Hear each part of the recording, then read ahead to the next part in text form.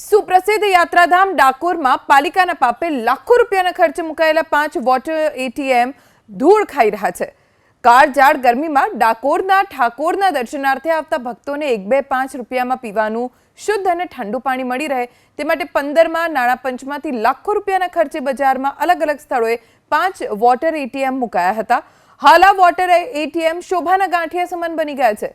ડાકોર શહેર ભાજપ પ્રમુખે રાકેશ તંબોડિયાએ દાવો કર્યો કે ગામમાં પીવાના પાણીની તકલીફ હતી તો મશીન કઈ રીતે ચાલશે તે અંગે શાસકોનું ધ્યાન દોરી દેવાયું હતું। તેમ છતાં પ્રજાના રૂપિયાનો ધુમાડો કરવા વોટર એટીએમ વસાવવામાં આવ્યા। શહેર ભાજપ પ્રમુખે તો ત્યાં સુધી આરોપ લગાવ્યો કે અધિકારીઓ જનપ્રતિનિધિની સાચી વાત સાંભળવા પણ તૈયાર નથી। આ અંગે ચીફ ઓફિસરનો સંપર્ક કરતા વોટર એટીએમ ચાલતા હોવાનો અને નિયમિત વિઝિટ કરતા હોવાનો ખોટો દાવો કર્યો। ડાકોર નગરપાલિકાના કોઈ એટીએમ ધૂળ ખાઈ નથી રહ્યા, તમામ એટીએમ ચાલુ છે।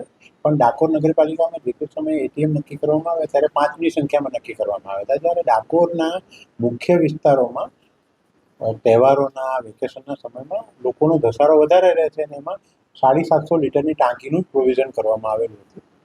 ડાકોરના સ્થાનિક લોકો પણ આ એટીએમનો ઉપયોગ કરે છે, એટલે એટીએમ ઉપર લોડ વધારે રહે છે। એના કારણે એટીએમની ટાંકી ખાલી થઈ જવાના અને એનું કોઈન બોક્સ ભરાઈ જવાના કારણે એટીએમ એક કોઈન બોક્સ ભરાઈ જાય કે ટાંકી ખાલી થઈ જાય એટલે સેવા આપતું બંધ થઈ જાય। અમે જેવી ફરિયાદ મળે છે એટલે કોઈન બોક્સ ખાલી કરાવવાનું કામ કરી લઈએ છીએ, બાકી બીજો સપ્લાય મળે એટલે ટાંકી પણ ફૂલ થઈ જાય છે। એ જે વચ્ચેનો બે ગેપ થાય એ દરમિયાન લોકોને સેવા આપી શકાતી નથી, એટલે અમે વધારાના એટીએમનું પણ